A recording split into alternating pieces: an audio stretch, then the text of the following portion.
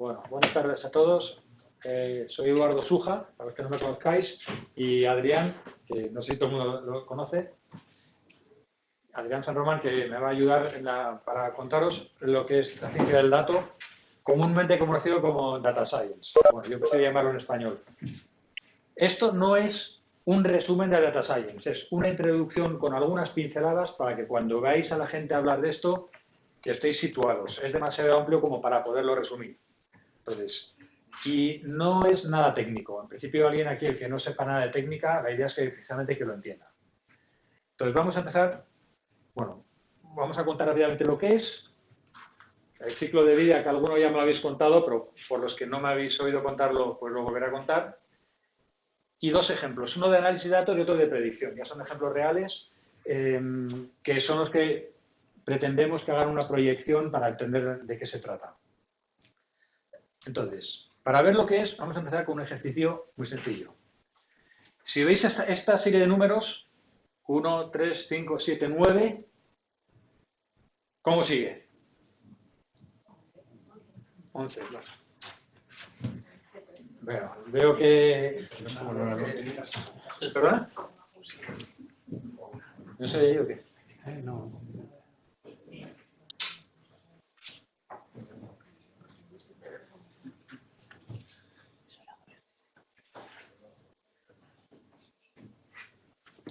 Vale.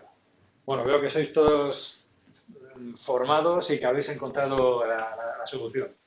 Realmente, esto es, en muy resumido, lo que es la ciencia del dato. Porque habéis dicho todos 11 y ahí no hay, lo único que pone son 5 números. Pero habéis visto una información implícita, que no está escrita en ningún lado, pero todos habéis deducido que hay una relación entre todos los números. Luego, lo primero que habéis hecho es descubrir una relación implícita, que es lo que en la ciencia de datos se llama insight. Lo digo porque casi todo lo que hay está escrito en inglés. Entonces, cada vez que oigáis hablar de insight, ¿qué es? Pues es la información que está escondida. En ningún sitio pone que haya que sumar a los al anterior, pero todo se deduce, ¿no? La primera parte es descubrir la información implícita, la segunda parte, hacer una predicción. De hecho, yo he hecho hasta un algoritmo, un modelo predictivo para esa serie, y efectivamente cuando le digo que me haga una predicción, pues me encuentra el 11 y hasta si le digo que me pinte una recta, mejor dicho, una curva, y con el modelo predictivo hasta me lo encuentra. Esto, resumido al máximo, es la ciencia del dato. Coger datos, sacar conclusiones, explorarlas, representarlas e informar. ¿Qué ocurre? Aquí es una columna con 5 datos. Imaginaos que en vez de tener 5 datos, tenéis millones de líneas y tenéis millones de columnas. Hay gente que me dice, qué exageración, millones de columnas. Cuando se está cruzando código genético con enfermedades para ver la relación que puede haber, sí que hay millones de columnas y puede haber miles y millones de columnas y de filas. O sea, y en ese caso, a ver quién es el listo, que dice, sí, el dato que falta aquí es el 11. Se complica un poquito más, ¿no? Entonces, esto es lo que vamos a pretender, digamos. El objetivo de ciencia del dato es responder a una pregunta de negocio. Alguien que dice, ¿cuánto tengo que tener en mi almacén? ¿O qué tiempo va a hacer? ¿O cuánta gente tengo que tener disponible en mi tienda para poder atender a la demanda que va a haber? Y se va a responder a esa pregunta con los datos que tengamos, por eso es ciencia del dato, no con suposiciones, no con yo creo que a mí mi instinto me dice, sino con los datos que tenemos en la organización, de manera científica. Aquí no se trata de estos señores que salen a la televisión diciendo el 30% de no sé qué y el otro discute los datos. No, es de una manera científica demostrable y reproducible, digamos, con el método científico. Y el método científico lo que exige es que sea reproducible, que si a alguien le das una cosa, cuando viene un físico y demuestra una cosa, pues lo somete a la comunidad científica, le vienen los demás físicos y lo validan o lo invalidan. No viene alguien y dice, esto es así porque lo digo yo, hay que validarlo. Pues aquí es igual. Ahora, ¿en qué se basa o qué es necesario? Primero, una metodología. No, aquí no es yo hago lo que me da gana, hacemos todos lo mismo. Basado en matemáticas, en particular en la estadística. Entonces, lo que decía desde el porcentaje, si viene alguien y cuenta un porcentaje, cuando alguien dice Dice, la intención de voto para a tal partido en tales elecciones es de tanto. ¿Cómo lo has calculado? ¿Con qué intervalo de confianza? Un dato que nunca dan, que es fundamental, que sin ese dato no vale para nada. Herramientas informáticas, pues lenguajes de programación, sistemas operativos, bases de datos, incluso repositorios, control de software. Y muy importante, el conocimiento del negocio. O sea, aquí que vengan unos técnicos a decir cómo son las cosas, si no entienden el negocio, pues mal vamos. Por cierto, aquí todo está adivinado. Nadie me ha preguntado de qué era la serie. Y si os digo que yo tengo un hijo que tiene 1 año, otro que tiene 3, otro que tiene 5, 7, 9 y otro que tiene 14, habéis dicho todos una cifra sin decir, ¿y esto qué será? Bueno, yo no tengo tantos hijos, pero imaginaos que monto una empresa que pido financiación al banco y me dan un plan de financiación donde el primer año me dan 1 millón y los 2 siguientes me van dando 2 millones. Y al cabo ya no me dan más. ¿Cuál es la deuda que tengo acumulada? Pues es esa. Entonces, los datos en sí poco dicen. Hay que hablar con el de negocio. ¿Vale? Entonces, voy a pasar por el ciclo de vida.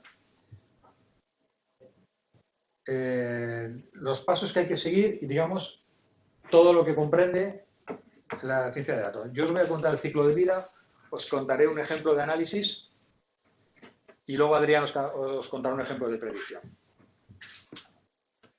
Todo, como he dicho antes, empezaba por una pregunta. Cuando hay una pregunta, bueno, primero, para responder a esa pregunta, ¿qué datos necesito? Eso es lo primero. Y los datos vienen de diferentes fuentes. Entonces, puede ser el ERP de la empresa, pues SAP o lo que sea, puede ser Excel, puede ser un montón de cosas, incluso, pues puede ser simplemente Twitter, porque hay empresas que están constantemente analizando qué piensa el mercado de mí. Hay empresas que están cambiando lo que dicen, pues porque de repente han hecho algo mal y hay unas campañas contra ellas, lo están cambiando. Entonces, hay un montón de fuentes diferentes que hay que analizar. Lo primero es cogerlos, que pueden ser internos o externos. Ejemplos, yo estuve haciendo, que al final no lo voy a presentar, pero una predicción de alquileres de bicicletas en Madrid con los datos que hay de los últimos años.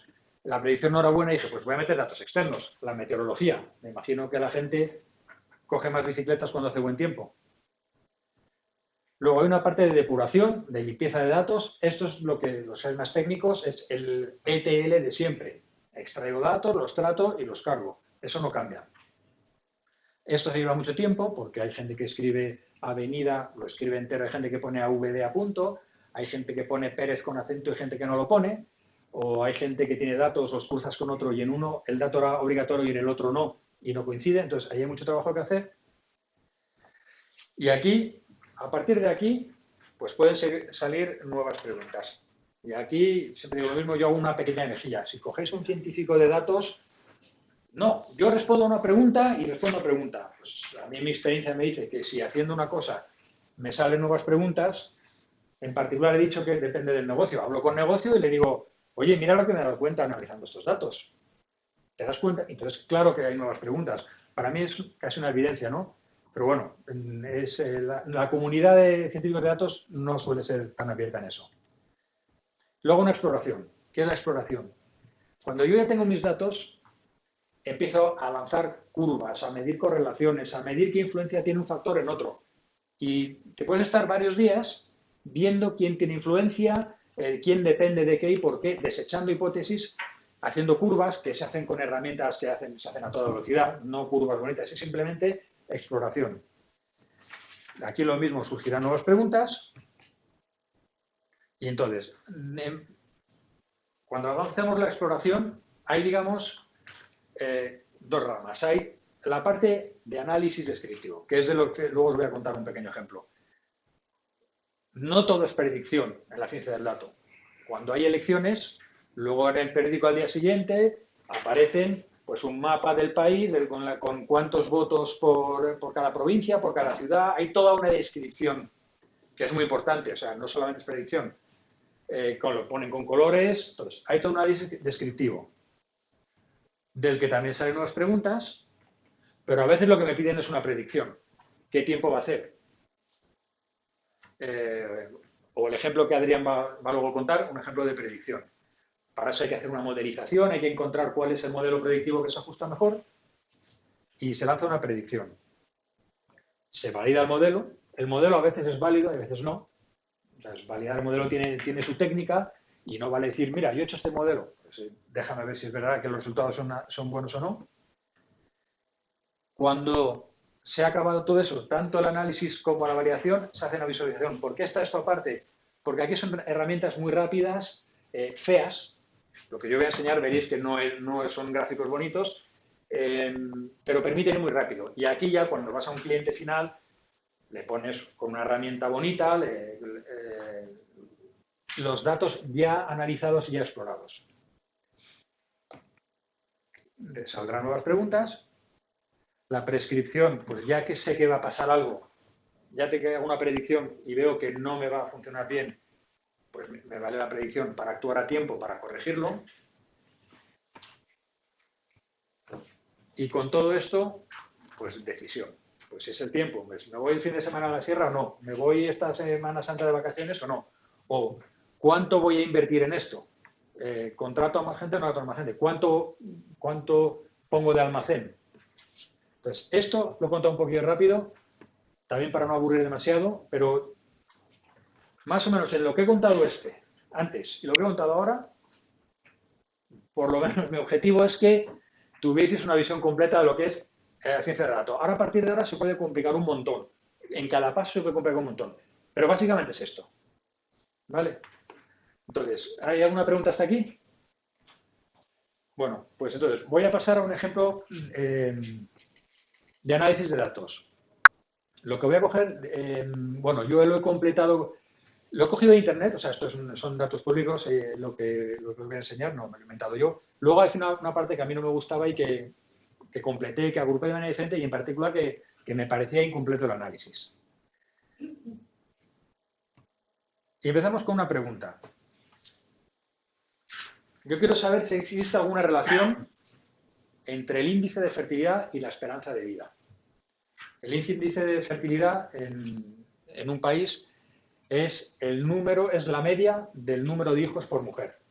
Entonces, hay países donde tienen 6, pues quiere decir que en media, porque son las mujeres, divides el número de hijos, que tiene 6 por mujer. Siempre se calcula por mujer, no por pareja, así evitas los problemas de que si una mujer tiene varios maridos, entonces divides por mujer. La esperanza de vida, bueno, cómo se calcula es un poco más complicado, pero más o menos todos nos imaginamos lo que es, ¿no? Y la pregunta viene en particular porque todos los estudios médicos dicen que las mujeres, cuando tienen más hijos, viven más, van ganando salud. Y en particular, cuanto más joven tiene el primer hijo, más sanas son. Y sin embargo, viendo curvas por ahí, parece indicar lo contrario, ¿no? Que a más hijos parece que se vive menos en los países. Entonces, con esta información, yo me cogí un montón de datos. Entonces, primero os enseño los datos. Cuando veis las curvas, veréis por qué se llama ciencia de datos, porque de los gráficos que voy a enseñar, del gráfico que voy a enseñar, a esta tabla que no es más que datos, a ver quién, antes decíais 11, a ver aquí quién dice 11.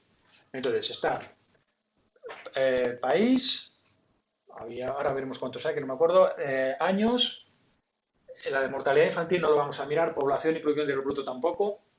Tenemos una columna con la esperanza de vida en años, la fertilidad, y entonces aquí pues lo agrupé por continente y por región. Entonces, cuando se hace esto siempre conviene hacer algunas comprobaciones antes de ponerte a hacer cosas, ¿no? Entonces, primera comprobación, bueno, el comando yo lo hago con R, el comando de WAD. Hay 57 países, aquí, perdón, hay 57 años, empiezan en el 60, hay 185 países.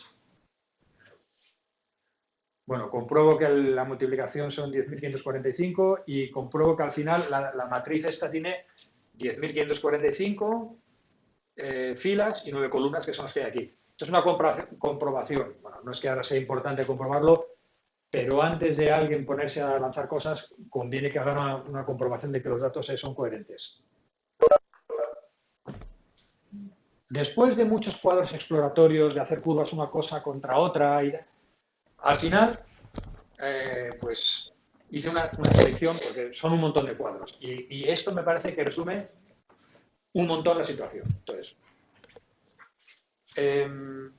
la pregunta inicial, bueno, esto está así porque lo hice con un Macintosh y al pasarlo en PC, pues, bueno, pero vamos, creo que se entiende qué es índice.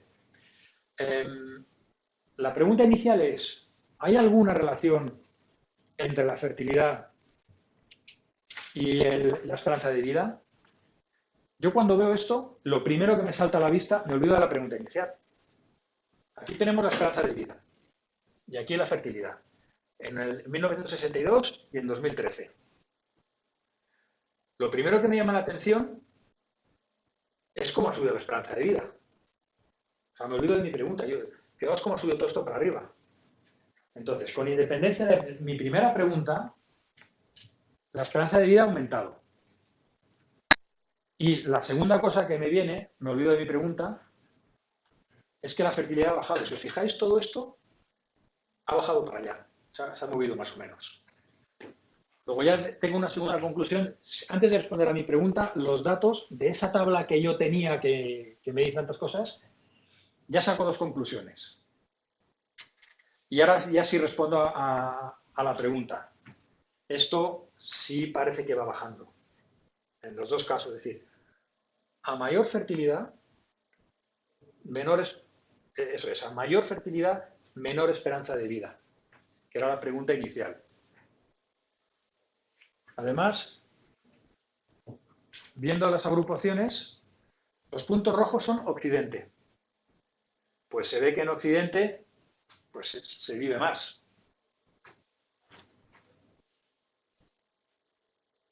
Asia, que es Asia del Este, que es el verde, y América Latina, que son los azules, fijaos cómo han subido. O sea, cuando siempre se está poniendo que el mundo va peor, que parece que esto es dramático y que el mundo se va a acabar, la realidad, por cierto, paréntesis, si veis, hay por ahí charlas en TED que son muy interesantes, es que el mundo, por muy mal que está mejorando un montón. Y este es un ejemplo, o sea, cómo ha subido la esperanza de vida y en particular América Latina, que son los azules, y Asia del Este, cómo han subido. También vemos que África ha mejorado su esperanza, que es este verde amarillo, no sé cómo llamarlo, aquí. África ha subido en esperanza de vida, pero sigue siendo la que más abajo está y también en fertilidad. Y alguien dirá, todo eso ya lo sabía, porque no os he enseñado nada nuevo. Pero mi objetivo no era dar una clase de demografía ni de economía, era cómo de un miserable cuadro, con herramientas muy sencillas, se puede sacar un montón de información insospechada. Y cómo a partir de una pregunta inicial voy respondiendo a un montón de preguntas. Y además aquí hay otra conclusión muy interesante. Cuanto mayor es la esperanza de vida aquí, vale, todo ha aumentado. Pero si os fijáis, los que la tenían muy alta, pues han subido muy poco, han subido 10%, de 70 a 80, 10-12%. Y los que la tenían muy baja, pues han subido bastante. Lo cual, para toda esta gente que dice, que concluye que el hombre cada vez va a vivir más, va a vivir más, va a vivir más, realmente el crecimiento, yo no sé si es asintótico o exponencial negativo, pero en cualquier caso no es una recta que vaya hasta el infinito. O sea, al principio es más fácil aumentar la longevidad y poco a poco, según te vas acercando, aumentas menos. Luego también aquí pues hay un mito que se cae, el de bueno, ya veremos con todo esto de las células madre y tal lo que pasa, ¿no?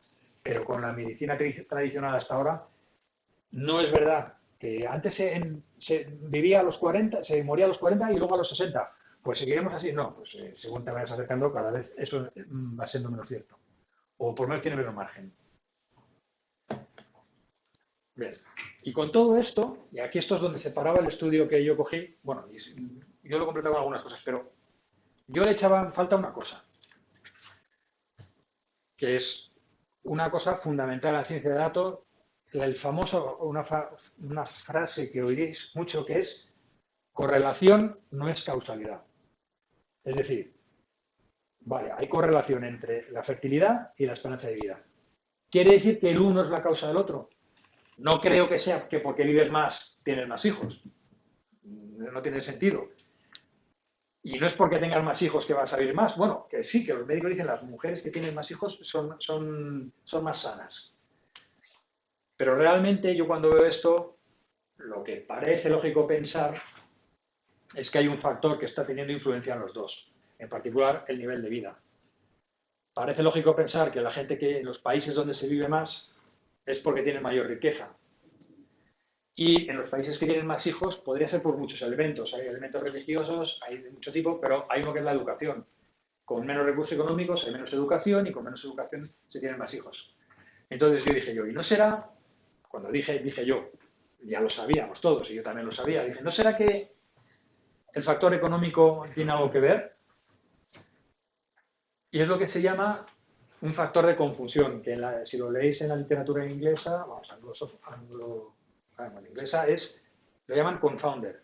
Entonces, un confounder es un factor que está influenciando a otros dos y tú crees que el uno tiene que ver con el otro. La trampa que hacen los políticos con esto es constante. El que está gobernando, fíjate, esto va bien gracias a mí, y el de la oposición, esto va mal por culpa tuya. Tú estás allí, puede ser por o no, o otro factor que no tenga nada que ver contigo. Entonces, dije yo, pues vamos a ver la parte económica. Y aquí lo mismo, volvemos al negocio. Aquí habría que ir a un economista o un demógrafo y decirle, oye, ¿cómo puedo saber yo la riqueza de un país? Mejor, la riqueza no la riqueza, justamente. El nivel medio económico de un país, porque el ejercicio inmediato es decir la renta per cápita, que es el que yo he aplicado, que os voy a enseñar. Que es realmente, si habláis con economistas, es un factor malísimo, porque la renta per cápita coge la riqueza, la divides por el número de habitantes y coges el producto interior bruto, divides por el número de habitantes y si la riqueza está muy mal repartida, puede que haya algunos que sean muy ricos, pero si la población globalmente es muy pobre, tendrás al final gente pobre y esperanza de vida baja. Pero bueno, yo he cogido esto porque era lo más sencillo, porque antes hablaba de datos externos. Estos hasta ahora lo he hecho con datos internos. Para completar mi estudio me he ido a datos externos. Me he ido a buscar la renta per cápita de otros países. Ejemplo de que la renta per cápita es un mal dato. Irlanda, que hace 20 años era un país, se consideraba más pobre que España, ahora en renta per cápita está el séptimo del mundo. ¿Cómo es posible? Claro, te vas a analizar porque porque es un paraíso fiscal, entonces están todos los Google, etcétera, etcétera, que van allí, entonces aumenta la facturación del país, aumenta el Producto Interior Bruto, en la renta per cápita estás dividiendo más por los habitantes, pero esa riqueza no va a los habitantes. No es verdad que el nivel de riqueza de los habitantes haya mejorado. Vale, entonces, dicho esto, he trazado dos curvas. Entonces, aquí la renta per cápita en miles de dólares internacionales. No sé cómo se calcula el dólar internacional, tiene una fórmula que han llegado a un acuerdo con los economistas, además no han llegado a un acuerdo, se pelean entre ellos. Entonces está en miles de dólares anuales. Entonces, la esperanza, bueno, primero la fertilidad está aquí, en unidades, es la curva azul, y la esperanza de vida está puesta en décadas, que es la curva roja. Lo he puesto en décadas para que esté en la misma escala. Podría haber puesto dos escalas diferentes, pero bueno, se entiende. Entonces, aquí se ve bastante bien. Cuando aumenta la renta per cápita, baja la fertilidad. Y cuando aumenta la renta per cápita, se ve que sube la esperanza de vida. Hay muchos altos y bajos. Probablemente si en vez de coger la renta per cápita cogiésemos, por ejemplo, el salario mediano, es decir, el que deja 50% para abajo y 50% para arriba, seguramente saldría mucho mejor. Aún así hay excepciones. Y, por ejemplo, no lo sé, pero Irlanda está en uno de estos, que tendrá una esperanza de vida, no lo sé, a lo mejor es me lo estoy inventando, que tendrá una esperanza de vida más baja, porque no corresponde a su puesto en el ranking. Pero bueno. Y luego hay otra conclusión que yo veo muy interesante, Y es que esta curva sube más o menos hasta aquí, hasta los 40, 50 mil euros. Es decir, da la impresión de que cuando llegas a una renta per cápita determinada, 40, 50 mil euros, aunque aumentes tu renta per cápita, no vas a aumentar tu longevidad. Es decir, a partir de cierto nivel, pues la gente vive bien, digamos, vive lo que gana de más es para vivir mejor, para ocio, para lo que sea. Pero para aumentar, cubrir las necesidades de salud y de alimentación, por debajo de ahí es donde hay un problema. Entonces yo no soy economista, si yo fuese economista, redefiniría el umbral de pobreza, que ahora mismo me parece que se considera en ganar 2 dólares al día por habitante, creo que debajo de eso es el umbral de pobreza, pues yo lo definiría por debajo de aquí. ¿Por qué? Porque si ganan menos, bueno, cuidado, esto es renta per cápita, es decir, no es lo que gana la gente, es la riqueza del país dividido por. Pero no, un país que gana por debajo de esto está penalizando la vida, la longevidad de sus habitantes. Es decir, no tiene riqueza suficiente para asegurar de lo que el cuerpo humano es capaz. Y creo que con esto he terminado. Parece que sí. Sí. Entonces, eso era, vale, pues era un ejemplo de exploración de datos. Entonces alguien dirá, ¿y esto qué diferencia hay con el business intelligence tradicional? El Business Intelligence, normalmente tengo los datos de mi empresa, yo sé qué informes voy a sacar, yo tengo mis análisis, tengo Data Warehouse, tengo Data Mart, no sé qué. No, claro que hay gente pensando en cosas, pero no tienen la misma vocación, porque Data Science tampoco es tan nuevo, o sea, existe desde hace muchos años. No tienen la misma vocación. Data Science es realmente analizar, ver qué se puede sacar, descubrir cosas con datos los que me hagan falta, mientras que el Business Intelligence se va a buscar los datos que tiene la empresa y hago mis informes de ventas, de esto, de tal. O sea, el objetivo es bastante diferente y los medios son diferentes. ¿Vale? Entonces, con este ejemplo, por lo menos la intención era que os dieses cuenta de la capacidad que tiene esto. Imaginar que en vez de meter 10.000 líneas y 9 columnas, metemos 10 millones de líneas y 1 millón de columnas, como el ejemplo que he dicho de anexo cromosómico, ya no vale hacerlo con esto. Ya te tienes que ir al cloud, a Big Data, etcétera, que hacerlo con otros medios. Vale, pues por mi parte, nada más y dejo la palabra a Adrián, que os va a contar un ejemplo de predicción. Déjale.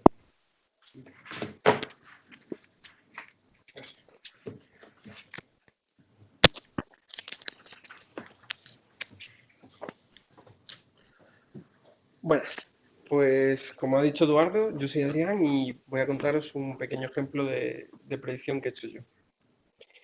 Bueno, el ejemplo está enfocado en cómo navegamos por Internet. Nosotros en nuestro día a día utilizamos Internet para todo, en el trabajo, en casa, mientras viajamos, cualquier cosa. Pero ese tráfico de Internet se puede categorizar en 5 grupitos muy, muy simples y entendibles. Streaming. Streaming sería el tráfico de Internet que se dedica a compartir voz y, bueno, vídeo y audio a través de la red digamos, en directo, como podrían ser YouTube o cualquier plataforma que haga eh, emisiones de directo de que se graba la gente y tú lo puedes ver. Otro tipo de tráfico sería el storing, almacenamiento, que es cuando descargamos algo directamente ficheros a nuestro ordenador. Otro tráfico que también cada vez va siendo más importante es el gaming, el de los videojuegos. Mucha gente, ya sea jugando desde el móvil o jugando a nivel profesional a través del ordenador, utiliza este tipo de tráfico. Otro tráfico que es más utilizado ya a nivel empresarial es las comunicaciones, email, videollamadas, llamadas de voz, llamadas IP, sobre voz IP. Y al final, el último grupo, lo he llamado computing, que es como informática o algo así, sería el resto de tráfico que va por la red. Yo en cuestión he cogido el de una aplicación del móvil, de Spisco, y lo vamos a analizar. Entonces, este tráfico no nos interesa que sea idéntico, o sea, que vaya todo por el mismo lado, porque yo, por ejemplo, a lo mejor quiero que mi tráfico de streaming de vídeo tenga más prioridad que el de los mensajes, porque estoy en mi casa, quiero ver vídeos y que me lleguen mensajes, pues a lo mejor no me importa tanto. Yo quiero poder automatizar, como dice aquí, y priorizar esa automatización de qué tráfico viaja por mi red. Yo quiero que ciertos tráficos tengan más prioridad que otros. Entonces, ¿cómo lo podríamos hacer? Pongamos que esta es la red de nuestra casa. Tenemos, en este caso, 5 ordenadores. Cada uno, digamos que emite un tipo de tráfico de los que hemos visto antes. Estos ordenadores viajan por el router y llegan a un controlador. Y este controlador sería el que, a través de la ciencia de los datos, puede encaminar un tipo de tráfico por un camino para que vaya más rápido y no se colapse nunca. Pero ¿cómo conseguimos los datos cómo traemos los datos de estos paquetes de Internet? Vale, pues esto sería un paquete típico de Internet, con la cabecera de Ethernet, del protocolo de UDP, de IPv4. Antiguamente se utilizaba el puerto origen y el puerto destino, porque antes había menos aplicaciones y el puerto origen y el puerto destino eran únicos, por así decirlo, por aplicación. Ahora, ¿qué pasa? Que cada vez hay más aplicaciones, el IANA, que es la organización mundial que se encarga de repartir estos puertos, no puede darle puertos a todos y las aplicaciones muchas veces dejan a los usuarios elegir sus propios puertos. Entonces se pisan unos puertos con otros. Puedes confundir unas aplicaciones de un tipo de paquete con otras. Entonces no es ya tan efectivo estudiarlas por el puerto origen y el puerto destino. En este ejemplo concreto, para la ciencia de datos vamos a utilizar los datos de la propia aplicación. O sea, nos olvidamos de toda la cabecera, todo, y los datos que emite la aplicación, ya sea pues los mensajes, el vídeo que se está transmitiendo, esa información de dentro es la que vamos a utilizar para intentar adivinar, bueno, adivinar, ¿no? Estudiar cómo está el tráfico de nuestra red. Y para este estudio hay diferentes técnicas de aprendizaje automático. Aquí tenemos una pequeña gráfica con estas 7 técnicas. Algunas son repetidas pero con diferentes núcleos. Y podemos ver, por ejemplo, que estas dos técnicas de aquí abajo, que son de K-means, K-medias, parece que tienen como un mal porcentaje de acierto. El porcentaje de acierto, digamos que es las veces que una técnica dice que es un tipo de paquete y sí es, eso sería un acierto. Pero cuando dice que es un tipo de paquete y falla, pues sería un fallo. Entonces, esta técnica, que es la misma pero con dos núcleos diferentes, tiene un porcentaje de acierto bastante bajo, porque es una técnica no supervisada, es básicamente que no la entrenas, simplemente le pasan los datos y ella intenta averiguar, llegar a una conclusión. Y para este tipo de ejemplos no es muy eficaz. Luego aquí más arriba tenemos las técnicas que sí son supervisadas. Hay varias. Nos vamos a centrar en esta línea verde, que parece que siempre es la que tiene los mejores resultados, que es la técnica del random forest, ¿vale? Podemos ver aquí en la gráfica, porque para el estudio he utilizado diferentes características, por así decirlo, he utilizado 2 bytes, 3 bytes, 4 bytes, hasta 10 bytes de aquí, de los datos, ¿vale? Digamos que cogemos solo 2 o vamos cogiendo más para hacer las pruebas. También he utilizado los puertos para hacer la comparativa. Como antes se utilizaban los puertos y al final sí que son importantes para ver si suponían una mejora clara. Vemos que en muchas técnicas no supone una mejora clara, incluso puede suponer hasta una desventaja, porque se confunde el algoritmo. Bueno, entonces vamos a describir ahora cómo funciona Random Forest. Random Forest lo que hace es que de un conjunto de ejemplos, de un conjunto total, él escoge n ejemplos aleatorios, los que tú le digas o él decida, y de esos n ejemplos los pasa por un árbol de decisión. Un árbol de decisión, como vemos aquí, es simplemente se va haciendo preguntas y va escogiendo la opción que le parece más correcta en base a unas características que nosotros le decimos que queremos, que ahí eran, por ejemplo, le decíamos que cogiese 3 bytes. Pues con esos 3 bytes, esas 3 características, tiene que ir decidiendo cuál es su camino. Una vez que pasa por este árbol de decisión, llega a una conclusión, toma una decisión, por así decirlo. Random Forest al final es un conjunto de árboles de decisión, es una técnica de ensamblado y lo que ensambla son diferentes árboles de decisión para llegar él a una conclusión en base a las conclusiones de los diferentes árboles. Se cogen K árboles, los que queramos, los que nosotros decidamos, y se repite el proceso. Se van escogiendo N aleatorios para cada árbol y obtiene K resultados. Esos resultados se le puede obtener la media, se le puede hacer el ajuste que queramos y obtenemos la decisión de Random Forest. ¿Qué resultados podemos obtener con esta técnica? Vamos a ver. Por ejemplo, en el ejemplo que yo utilicé, que era con 3 bytes, obtuvimos 14.205 aciertos y 214 errores. Que en principio, si hacemos la precisión, básicamente sería los aciertos entre el total, obtenemos un 98,5%. Parece un buen resultado, ¿no? Pues vamos a estudiarlo un poco más a fondo. Esto sería una matriz de confusión. En la matriz de confusión tenemos en la diagonal los valores que sean, esta es digamos, la vertical son los valores reales. Lo que realmente es, estos son los paquetes de YouTube, estos son los de Sky, League of Legends, Twitch y Disco. Y aquí lo que nosotros hemos predicho con el algoritmo de aprendizaje automático. Hemos predicho que esto sería YouTube, que esto sería Sky, League of Legends, Twitch y Disco. Entonces, la diagonal es donde acertamos. Todos los que están aquí en esta diagonal es que hemos predicho que es de YouTube y de verdad es de YouTube. Hemos predicho que es de Sky y de verdad es de Sky.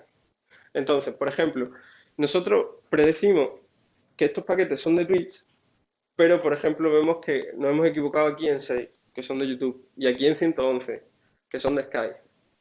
Bueno, en principio el porcentaje es bueno, pero si por ejemplo tuviésemos una aplicación de seguridad y esto fuese un correo, aquí a lo mejor nos está diciendo que correo que sí deseamos no nos está llegando. Entonces, a lo mejor no nos interesaría un 98% solamente. Habría que consultarlo con lógica de negocio. Y eso sería la presentación del ejemplo práctico. ¿Alguna pregunta?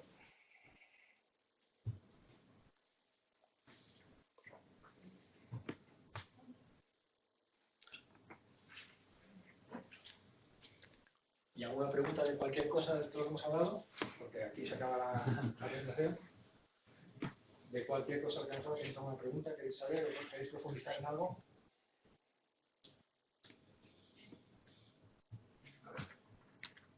En este tema que has comentado del análisis que se va haciendo, ¿se podría haber alimentado entonces con... O sea, ¿hay alguna forma de esa matriz de confusión de aplicarla, digamos, conseguir con lo que aprendas de esa matriz que a su vez te sirva para mejorar? Sí. Para mejorar, ¿a qué te refieres? O sea, Sí. esta matriz te ayuda a entender, ¿no? De qué elementos te están distorsionando. Sí. Eso se puede alimentar como automática en el sistema de... Dices volver como a reentrenarlo. Sí, algo así. Dependiendo, porque como te he dicho, elige los valores del conjunto aleatoriamente. Entonces, lo puedes ejecutar 5 o 6 veces seguidas y te va a dar diferentes resultados. Algunos más ajustados, otros menos ajustados. Sí que puedes entrenarlo tantas veces que al final lo sobreajuste. Que en plan se sepa de memoria todos los casos y ya nada le sorprenda y te dé un 100% de acierto. Pero claro, si le metes un caso nuevo, a lo mejor te puede fallar. Aquí se aplica siempre en todas las técnicas de hecho, cuando se llama aprendizaje automático es precisamente para permitir eso. En todo esto se aplica una técnica que se llama de validación cruzada. Antes se pasa muy por encima por eso. Cuando tienes un conjunto de datos, tú no construyes tu modelo con la totalidad de los datos. Coges con un porcentaje, es muy habitual que sea un 70%, no es obligatorio que sea de pero coges 70% y con eso construyes tu modelo. Y luego lo chequeas contra el 30%, que es, o sea, tú lo habrás construido con tu 70% y esto es el 30%. Con esto, claro que tú puedes ajustar tu modelo y lo mejoras. Pero entonces ya el modelo está, como ha dicho Adrián, es lo que se llama el sobreajuste, también llamado en la literatura overfitting, lo tienes sobreajustado porque resulta que tu modelo se ajusta a tus datos, incluso a los de prueba. Entonces, en ese caso, si haces eso, oye, espera, lo voy a realimentar, me parece muy bien, lo realimentas, pero está optimizado para este conjunto. Hasta que no lo valides con otro nuevo conjunto, no puedes decir, esos resultados ya no serán válidos. Ese índice de acierto ya no es válido porque has utilizado el conjunto de validación para construir tu modelo. Entonces, ya tienes un nuevo modelo con este, bueno, pues lo tendré que testear contra otro nuevo conjunto de datos. Y ahora sí está esta matriz de confusión la que me valdrá. ¿Que yo la quiero realimentar? Pues claro que la realimentaré. Y me saldrá fenomenal para esto. Pero estás aumentando el sobreajuste. Y hasta que no cojas otra extensión, no podrás ver si tu modelo es bueno o no. No sé si responde a tu pregunta. Sí, Eduardo, yo te quería preguntar también, ¿habéis hablado de Random Forest? Sí. ¿Todos los algoritmos de Random Forest son iguales? No. ¿O los hay...? No, no son todos iguales. Bueno, si quieres... Entonces, Random Forest se basa en varios principios.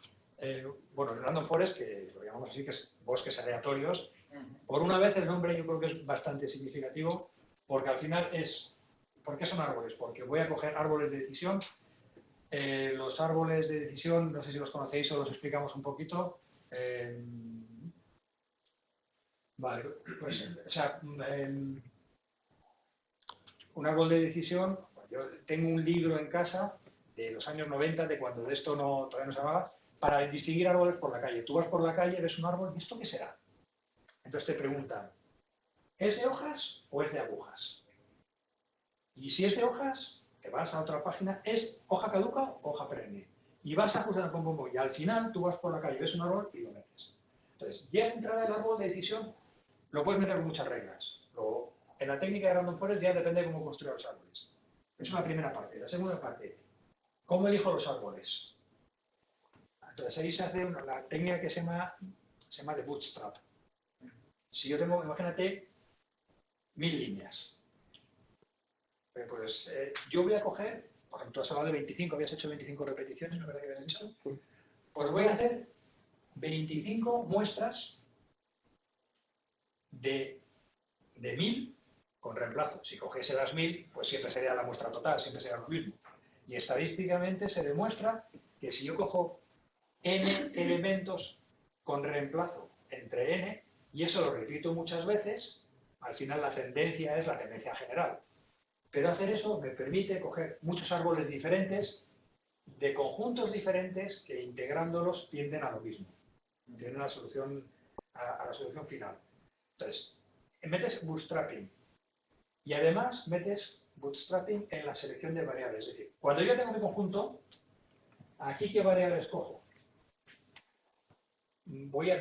Cuando tengo 5 variables, las cojo todas. Cuando tengo 100.000 variables, en cada decisión voy a hacer aleatoriamente, por eso son bosques aleatorios.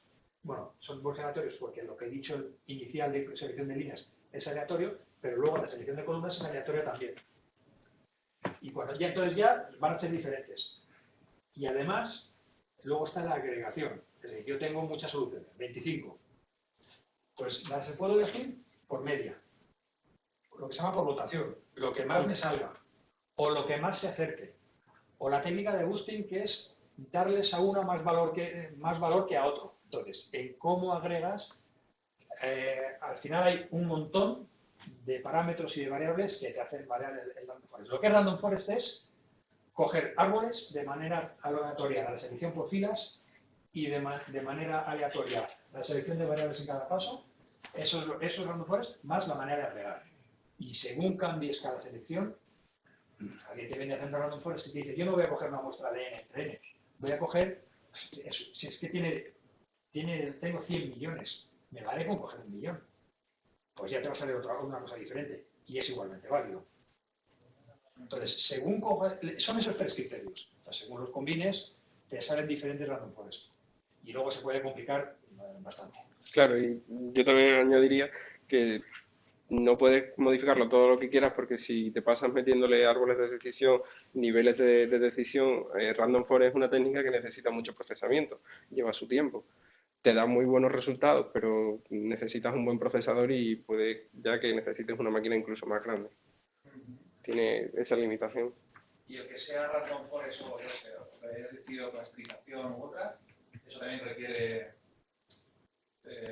una preparación previa, ¿no? Que decidas qué algoritmo de optimización Claro, o de aprendizaje vas a usar, ¿no? claro, como has visto, yo he probado varios para ver cuál se ajustaba mejor al problema que yo tenía. Por ejemplo, las redes neuronales también se ajustaban bastante. Las redes neuronales son otro tipo de técnica ensamblada. Coge perceptrones, lo ensambla en capas y obtiene los resultados. Y luego las técnicas no supervisadas no se ajustaban nada. Lo suyo es probar varias y ver cuál se ajusta más a tu característica de problema. ¿Con red neuronal habéis probado algo? Sí, bueno, yo hice las mismas pruebas, los mismos test, tengo también matrices de confusión, porcentajes de acierto y eso, y da casi que la misma, un De hecho, 90 en la diapositiva anterior estaba, ¿no? Me parece que si no recuerdo mal, tenías una red de Renodex. De tan pequeñito que no lo veo. Sí, es la línea azul que es la que está arriba, sí, Vale. la que está casi igual a la par que Random Forest. El Random Forest es el que gana, el que suele ganar los concursos, que lanzan en Kaggle, no sé qué, tal. Es el que da mejores resultados, pero a cambio consume un montón de recursos y a veces es inaplicable, porque depende de lo que estés haciendo, pero como que requieras algo que te estás metiendo en algo que te tiene que recomendar. Pues cuando tú metes en Google o en Netflix o en Skype, te está recomendando es inmediato. Como se ponga a tardar 3 horas en darte una respuesta, no te vale. Y además te da un sobreajuste muy grande. Es decir, lo puedes bajar, que es que se te ajusta a todos los puntos. Luego le metes a una cosa, hasta como hay valores atípicos te los ajusta. Luego te vas a un conjunto real que no tiene valores atípicos o que tiene otros valores atípicos y no te los encuentra. Entonces, ese es el mejor, pero es el que da más sobreajuste y que consume más. Entonces, en concursos ese que se utiliza para ganar y en la vida real, cuando tienes muchos datos, no se utiliza. Si tienes pocos datos, sí, si tienes muchos, pues te vas a... Hay algoritmos por ahí buenos. Una pregunta. Pues la mejora de la tecnología, ¿podéis pensar que surjan nuevos tipos de algoritmos y que se desechen algunos que necesitan menos recursos y son menos fiables? ¿O que se puedan, sí, bueno, que se puedan mejorar ciertos algoritmos para mejorar la tecnología, el procesamiento y se puedan desechar, por ejemplo, los no supervisados? Bueno, yo te diría que los no supervisados que tienen su utilidad en otros ámbitos. Y lo que dices de los algoritmos, más que desecharlos, sería reutilizarlos. El Perceptron fue el primer algoritmo de aprendizaje automático así que se creó, un algoritmo con una serie de condiciones. ¿Y qué se hizo con él? Como se vio que se quedaba obsoleto, que había muchos mejores, decidieron hacer un ensamblaje de coger muchos, de tomar decisiones y ponerlos por capas. Y hicieron las redes neuronales que, fíjate, están arriba en la tabla. Entonces, desecharlos como tal, no, reutilizarlos para otro mejor, sí. Y luego la primera parte de tu pregunta de nuevos, constantemente, o sea, es muy difícil seguir el ritmo, porque hace unos años se hablaba de redes neuronales y eso ya es, pues está obsoleto, ahora son redes neuronales convolucionales. Antes había una que tienes ahí, máquinas de vector soporte, SVM. el SVM que tienes por ahí, eran lineales. Claro, tenían muchas limitaciones. Depende, oye, no, y no lineales. Entonces, constantemente, por ejemplo, Random Forest, que yo lo conocí hace 2 o 3 años, pues luego me encontré que hay un Random Forest E, que ni me acuerdo de lo que es la E. O sea, es imposible seguir el ritmo. Entonces, al final, según lo que te centres, pero, o sea, por supuesto que constantemente están saliendo, y además, como te has dicho, con mayor capacidad de máquina, cosas que antes ni se podía uno imaginar, ahora sí. Pero yo los sencillos no creo que desaparezcan, porque para cosas sencillas y rápidas que tú necesitas, por ejemplo, siempre están hablando de estos que suenan muy bonitos. Un nombre tan bonito como Random Forest, ¿cómo no vas a hacerlo? Bueno, pues los algoritmos lineales dan unos resultados buenísimos. Además, esos nunca dan sobreajuste. Es decir, trazar una recta si estás en un plano, trazar un plano si estás en 3 dimensiones, o un cubo si estás en 4 dimensiones, eso te da unos resultados buenísimos. como no son espectaculares, además se llama GLM, modelo lineal general. Compara eso con el Random Forest, con red neuronal, que por cierto ni son redes ni son neuronales, pero suena fenomenal. ¿Quién compite contra una red neuronal si es un GLM? Pues te dan unos resultados buenísimos. De hecho, al final en la vida diaria, cuando tienes prisa, se utiliza GLMs. Sí, por ahí te lo he preguntado, Eduardo. Estuvimos Marcos y yo en Microsoft, que no me acuerdo, hace 2 años por ahí. Y nos decía, mira, estos son los algoritmos de Random Forest, los que te puedes encontrar, no sé si gratis o que usa todo el mundo y tal. Y dice, pero estos que están ajustados, tal, que son los de pago, pues tú te preguntabas que dentro de cada producto hay un montón de variaciones. Hay un montón de variaciones y el problema es muy difícil seguirlo. O sea, habrá un crack que sea el especialista en Random Forest, que sea el que sepa todo lo que, todas las tendencias que hay. Vamos, o sea, yo cuando leo ahora cosas digo, madre mía, que esto hace 2 años no existía. Hace 2 o 3 semanas leí un artículo donde las redes neuronales eran del pasado, que son convolucionales, que ya existen hace unos años, pero ya daban por muertas. Porque además las redes neuronales que no son muy bien, pero tienen defectos, van buscando valles, bueno, para optimizar van bajando la pendiente y tal, y pues todos sabemos que cuando vas buscando un mínimo, te encuentras con un mínimo relativo, no con un máximo, no con un mínimo absoluto. Si tú te pones a escalar, voy a la montaña más alta y sales de aquí, pues no vas a llegar al Everest. No creo ni que llegues ni a la cerrada. Vas a costar la que está más cerca de tu casa, ¿no? O sea que también las redes neuronales tiene su limitación. Pero al final luego vale para lo que vale. O sea, hay cosas para las que sí que valen. Por ejemplo, todo para el reconocimiento de imagen, hoy en día es lo que se suele utilizar, redes neuronales. Y con resultados buenísimos. O sea, yo he visto errores de confundir a una chica con otra, bueno, es que eran hermanas, que para mí no se parecen nada, pero el algoritmo de Google, no estoy hablando de uno de pago, dice, oye, es esta, ¿no? Pues bueno, casi. O sea, sí, funciona muy bien. Eso lo hacen con redes neuronales. A día de hace un mes. Ahora lo han inventado algo.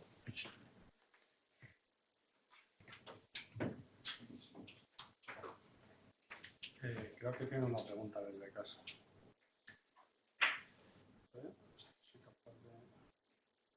Hola, Óscar. Hola, buenas, ahora ya.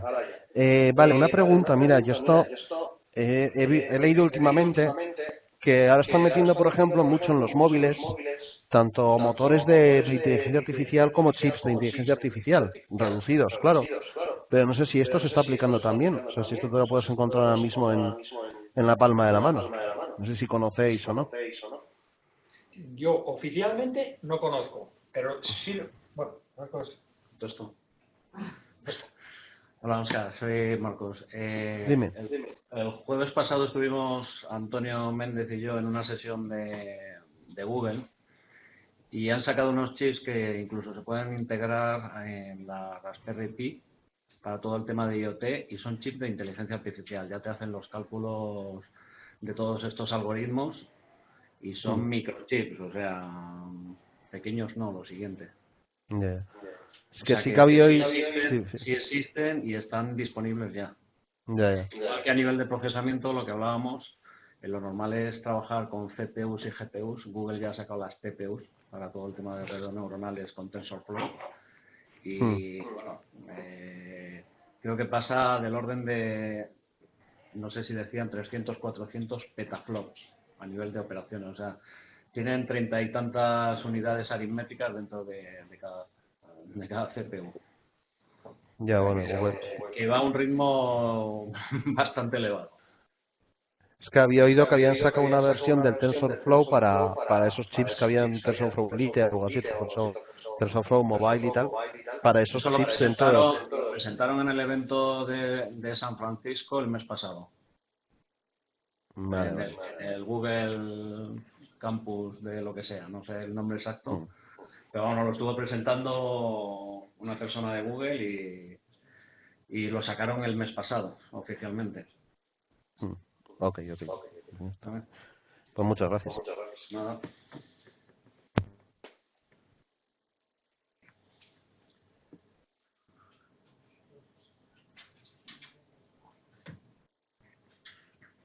Si alguien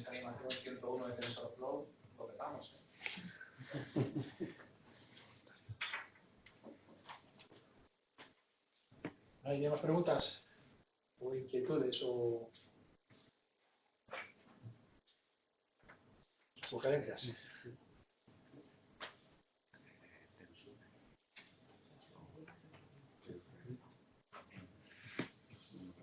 Pues yo creo que está, ¿no? Sí. Pues nada, pues muchas gracias. Gracias. Estaban con la-